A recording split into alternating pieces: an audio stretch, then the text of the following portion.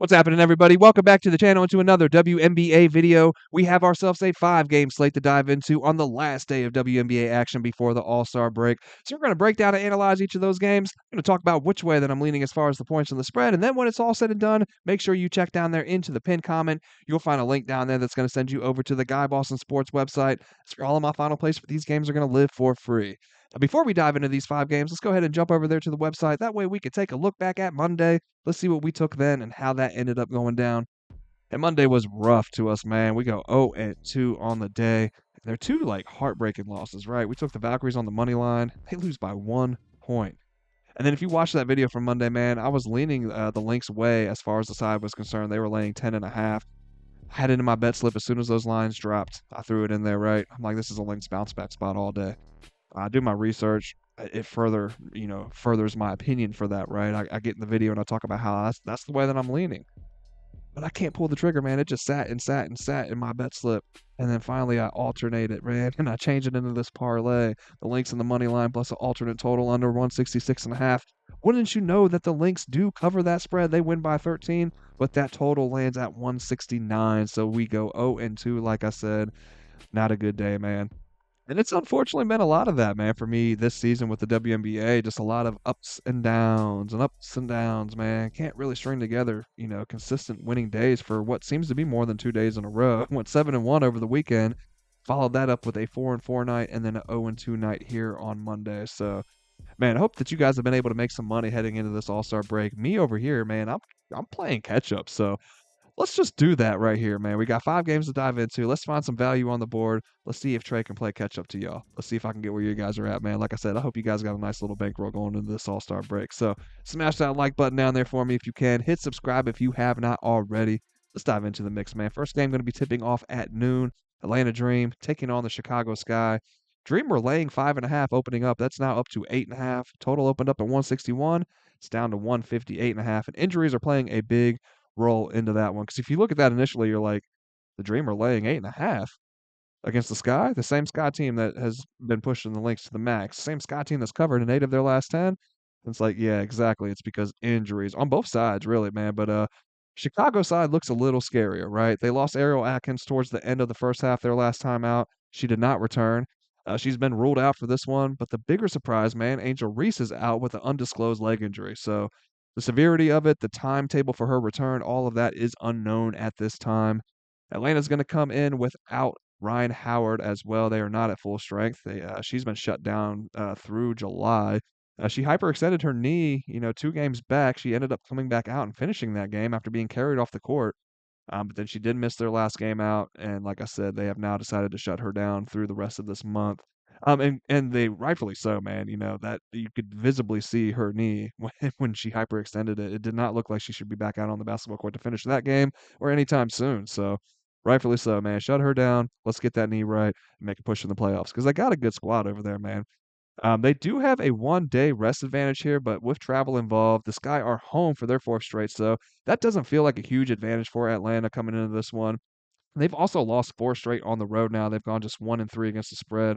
They're 12-9 on the year. They're 11-10 to the number, but just 4-6 on the road. 5-5 against the spread when playing on the road. The Sky, they've gone 4-5 both straight up and against the spread at home, and they are 7-14 on the year, 12-9 to the number. The Sky have won 2 of the 3 games that they played during this homestand so far. They've covered in 8 straight before that loss to the Lynx their last time out. Losing Atkins, though, man, it's going to hurt this team, like I said. And I think her loss, especially combined with Reese, is going to prove much more costly to the Sky in this one than the loss of Howard for Atlanta. Atlanta, they live and die by that 3-point shot. But even without Howard, they have the likes of Gray. They got Naz Hillman, Powell, Maya Caldwell. They got plenty of players along the perimeter that can help keep them afloat. And then they also got Bree Jones down low with BG. So they got it inside out. Chicago without Reese down there, it's now falling on Cardoso. You know what I mean? Without Atkins, you're losing a big part of what Chicago does on the offensive end, both from a scoring and facilitating perspective. She's averaging a career high in assists per games, and really has stepped more into that role since Vandersloot went down with her injury. And she's doing that to go along with 14 points per game. Her points per game and her assists per game are second on the team to none other than Angel Reese, who leads the team in both of those categories, along with leading the team in rebounds per game. along with setting the tone for, just that energy and that passion for every single game, right? The energy that she brings to the court is just unmatched in my opinion. So losing both of those players in this one for Chicago is it's big, like I said, man. That's their 2 best players. So over the last 5 games, though, the Sky have been the better shooting team out of these 2. Atlanta is coming in at 4th for overall shooting percentage from the field, but just 3rd from last for three-point shooting percentage. Chicago's checking in at 3rd for percentage overall from the field, 1st in the W as far as three-point shooting percentage is concerned. The Sky sit at 1st for rebounds per game in their last 5. Atlanta sitting at 2nd. The Dream come in at 4th for offensive rebounds. Chicago 2nd. But here's the thing, man, is both of those are going to take a hit, right? Without Reese out there for on the Chicago side. In those same 5 games, though, the Sky sit at 7th for rebounds given up per game, dead last in terms of offensive rebounds allowed, while the Dream give up the 3rd fewest boards and the 2nd fewest off the glass. So, rebound advantage seems to favor Atlanta here in this one. Even with Reese on the court, but you take her off the court, and it looks like it could get kind of scary for Chicago in that aspect, man. They also sit at dead last for turnovers per game this season, and in the last 3 games, the Dream are coming in at 3rd for points scored off of turnovers. Over the last 5, both these teams are middle of the pack defending against points in the paint. There's going to be a lot of height and size out there in this one, man, between BG and Bree Jones for Atlanta, like I said, and now just Cardoso on the Sky side. They do have Elizabeth Williams down there as well, so it's not like they're just completely reliant on Cardoso. But losing Reese hurts, man. There's no other way to put it, right? In those same 5 games, man, the Dream sit at 2nd for points scored from the paint. Chicago comes in at 6th. I'm not sure that I can get anywhere with this game quite yet, man, but I am leaning towards Atlanta's direction. 8.5 on the road, though, despite the injuries, still just feels it's a little bold. So I'm not sure that I can get there quite yet, but that's definitely the direction that I'd be leaning in this one. I couldn't get to the Chicago side. For the total, they hit to the under in their first head-to-head this season and to the over their second time around. These 2, they've definitely been some over teams on the year, man. 24 of the 40 games played combined between these 2 have gone over. And the 2 of those that didn't go over, they landed as a push even. So 8 of the last 10 for Atlanta, and then 7 of the last 10 for Chicago have hit over. And the Dream have hit over this specific number at a 60% rate this year on the road, and the Sky have at a 78% rate at home. Sky played to the 4th fewest pace this year, while the Dream have played at the 5th fastest over their last 5 games. All this would typically be pointing me towards an over, but with the Sky down their top 2 scorers, their best 2 players, Atlanta down an all-star of their own, and their second leading scorer, I gotta follow that line movement, man, and look towards an under. Then for our next game, going to be a 1 p.m. tip-off time. Phoenix Mercury taking on the Minnesota Lynx. Lynx opened up 8.5-point favorites. That is now up to 10.5. That total opened up at 161.5. That is now down to 159.5. Mercury coming in off of 3 straight wins, all of those without Ka Copper and Satu Sabali. They have been sidelined with injury, and they're going to be out here as well, along with Alexa Held and Akoa Makane for Phoenix. Now, the Mercury do sit just under these Lynx in the standings at 15-6 straight up. They've gone 13-8 to the number as well. The Lynx sit at 19-4 on the year, 13-10 against the spread. Minnesota is in off of a 13-point win over the Sky their last time out, but man, these Lynx just have not had any kind of break for weeks, it seems, man. Just multiple back-to-backs. This is going to be their 5th game in the last week alone, their 8th game in 12 days. They're back home here, but this is after a 4-game road trip, and they had just 1 day off in between these 2 as well. So just a brutal stretch for the league's best team to this point of the year so far. They are sitting at 11-0 on the year at home, 7-4 to the number. Man, I don't like the spot for Minnesota at all. The Mercury have not been a bad team on the road whatsoever this season. They're 5-4 to the number, but they have won 6 of their 9 road games outright. And they come in super rested in comparison to this Lynx team, man. This will be just game number 5 in July for Phoenix for the entire month of July. It's the 9th game already for Minnesota. The Lynx took the first 2 head-to-heads on the year before the Mercury beat these Lynx by 8 in Phoenix their last time out. And that one was also without Ka Copper and Satu Sabali. So I'm going to be on Phoenix with the points here in this one. Looking at the total, I keep leaning under in these Minnesota games, man, and that cost me on my last play with them in their last game out. They've hit to the under in 13 of the 24 games that they played this season, but they have gone over now in 3 straight games. The Mercury have hit over in 11 of their 20 played. There's 1 push included in there, but they've landed under now in 2 straight. These 2 are sitting at 2nd and 4th on the year for points per game. The Mercury are coming in playing at the 2nd fastest tempo of the season, but the Lynx sit at 2nd from last in that regard. And both these defenses are pretty good, man. Both top tier in that aspect. Minnesota elite even. So Unders have hit so far in both the head-to-heads between these two to open up the year. I'm going to lean under again here in this one. Then our next game going to be a 3 p.m. tip-off time. Golden State Valkyries taking on the Seattle Storm. Storm are 5-point favorites in this one. Total sitting at 157.5. It's going to be the third meeting between these two so far in what has been controlled by Golden State, this head-to-head matchup. You know what I mean? The Valkyries won their first match at home by 6 over the Storm, and then they beat them again by 27 the second time around. But that was also at home, and that's been a key component when looking at this Valkyries team, man. They play very good at the house. Not quite the same when away, however, and that was on display in their recent 4-game road trip, and that saw them go just 1-3 straight up. They did return home to drop that close 1-point game to the Mercury that we were on the wrong side of, and they are now right back out on the road to face a team that they've beaten twice already, a team that has revenge on their mind, a one-day rest advantage, and the home court advantage. This is a tough spot for the Valkyries here, man. They are 10-11 on the year so far, 13-8 against the spread. They have lost 4 of their last 5, and they are just 3-7 straight up on the road, 5-5 to the number. Storm do come in at 13-8 overall, 7-4 at home, but they've only covered in 4 of their 11 home games on the year. Not only will Seattle have revenge on the mind here with these Valkyries, but they're fresh off of a 5-point loss to the Mystics at home as well.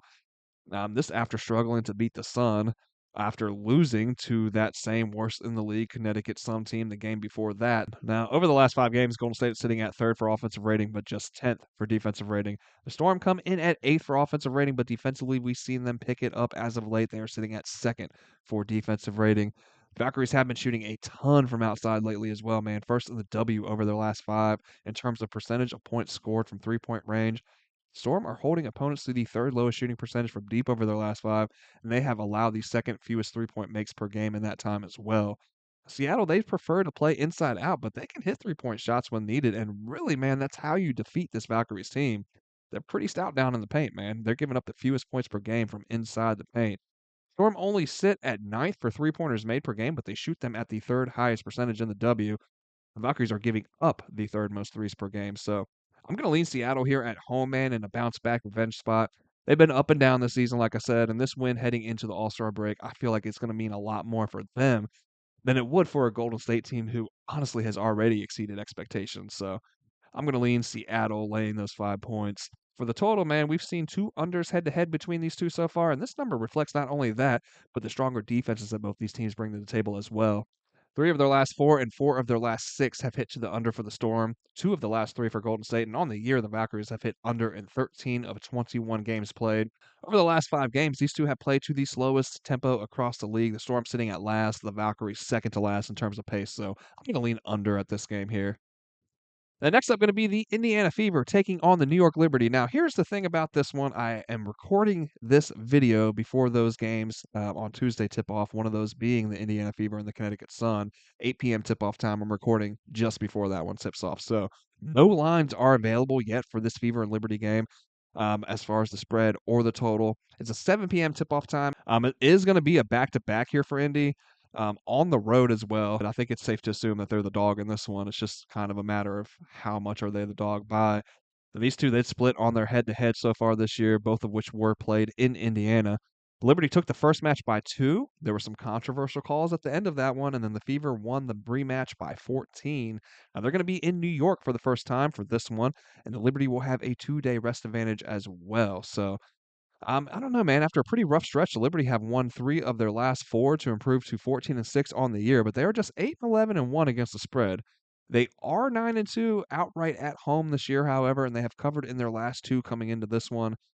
I don't know, man. It's hard to get too deep into this one without the lines being set, or without knowing, what Indiana did against the Sun on Tuesday. But ultimately, unless this line comes out, the higher end, that 7, 8.5-ish range, I'd be laying the points with the Liberty here in this spot. It just feels like a better spot for New York here heading into the All-Star break at home. The Fever tend to turn up and come to play for these high-profile matchups, though. You know what I mean? But it's just the Liberty are just in a better spot situationally. And they've been stringing together some consistent play on both ends of the court, and are simply just the better overall team, top to bottom, man. And then at home, like I said, they're just a different beast. So looking at this one with the limited information that we have so far coming into this one, initially I'd be leaning towards the Liberty. If I can get this, if they drop this line early enough and I can get some more information together, I don't know. Maybe I'll be able to put together a short video later on tonight or maybe in the morning tomorrow for that game. But regardless, if I find anything that kind of sways my opinion towards Indiana in this one, or if I have a really strong feeling about the total, if I don't get to make a video about it, then I will throw that on the website and I'll just put a little excerpt underneath of it, kind of talking about why I'm leaning the direction that I'm leaning. That's going to do it here for this one. Let's go ahead and jump into the next game. Going to be the last game on the slate, 8 p.m. tip off time. Las Vegas Aces taking on the Dallas Wings. Aces 5.5 point favorites. That total starting to come down. It opened up at 171.5, now sitting at 170.5. The Aces are going to bring a 1-day rest advantage into this one. They are 10-11 now on the year, just 8-13 against the spread. They've gone 5-5 in their last 10, both straight up and to the number. And I think that's just so telling of what this Aces team has been this year, man. Average. Dallas has lost 3 in a row, all on the road, but are back home where they went 3-1 over their last homestand. They sit at 6-16 on the year, 9-13 against the spread. Just don't know what to do with this one, y'all. I got to keep it a buck, man. You know what I mean? The Wings have looked much better at home as of late, and as expected. We tend to see this with younger teams with first-year head coaches as well. But the Aces, man, I just can't get a feel for. Last year, this year, and probably for the rest of eternity, man. They had been playing some pretty good defense, but then they give up 102 points to Golden State, and yeah, they still won by 2, but it's the inconsistencies that I'm speaking of here, man. You just truly can't tell which version of the Aces that you're going to get. Are they going to come out and put the clamps on you defensively? They might. Are they going to run and gun and let you go for as many points as you can and just simply try to outscore you? They might. Or they simply just not gonna show up at all and get blown out because we've seen all of these scenarios, this season play out for the Aces. It really had no rhyme or rhythm. Pick a night, man, pick a scenario out of the hat. That's kinda how it feels watching this team. You just like I said, you just never know what you're gonna get. Now, as a favorite this season, the Aces are just 6-9 to the number, 3-4 as a road favorite. The Wings as a single-digit dog, they're just 4-8 to the number, 2-4 when at home. So honestly, I can't find a big edge on either side here, man. It's the Aces, so it's already a stay away spot from me. But even more so after diving into the numbers. I'd lean Dallas and just take the home team with the points here if I had to pick, but I don't want to play this one end of the day on the side whatsoever, man. Dallas did go into Vegas and they played this team tough. Just a 4-point defeat in their first meeting this season. With this one in Dallas, I think I'd feel more comfy with them covering the line as opposed to laying 3 possessions with the inconsistent Aces. But it seems like every time that I'm like really hesitant to be on the Aces, that's the time that they come out and they win the game by 20 plus. So, like I said, man, I don't know what to do with this one. I'm not going to get on here and just BS you guys and lie about it, man. The Aces really got my number and really got me hesitant to even kind of like want to play anything. You know what I mean? And then when I start diving into it, like I said, it's just hard to get a read on it. I don't know what version are we going to get. So. Yeah, man. End of the day, if I had to pick, I'm picking I'd lean with Dallas. I'm not picking Dallas. I'd lean Dallas's way, but I don't think I get anywhere on the side with this one. The total feels tricky too. You know what I mean? For all the reasons mentioned prior. But I'd be looking at an under with all of these points, I think. Dallas has hit more to the over this season though. 12 of 22 games played. The Aces are in the same boat, but to the under, they've hit under in 12 of 21. So the over did hit in their first head-to-head this season, and it has in 5 straight and 8 of the last 10 between these two. 6 of the Wings' 10 games at home have hit to the under, however, and Vegas has gone under in 5 of their last 6. They're both middle of the pack in terms of pace this season as well, so I'm going to lean under looking at this game. And guys, that is going to wrap it up. I hope you guys enjoyed the video today. I hope you found the content helpful and useful. And if you did, please don't forget to smash that like button on your way out. Hit subscribe if you have not already. That's going to do it, man. Hope you all cash out and have a great night tonight. I'm going to see you back. Well, not tomorrow, man, because we got the All-Star break coming up. Speaking of which, I'm going to that 3-point shooting contest and that skills contest, man. Just saw that, Sonia Citron's going to be in there. I cannot wait. By far my favorite of the rookies, right? Caitlin Clark, Sabrina Ionescu, Kelsey Plum, now Alicia Gray going to be defending her 3-point title. Man, I can't wait. It's going to be exciting. The skills challenge looks good, too. So taking my daughter up to that one, man, it's going to be super fun. My youngest daughter, too. So it's going to be super cool, man. I can't wait. But, yeah, man, I'll see you guys back after the All-Star break. Hope you guys all have a fantastic rest of your week. I'll see you back then.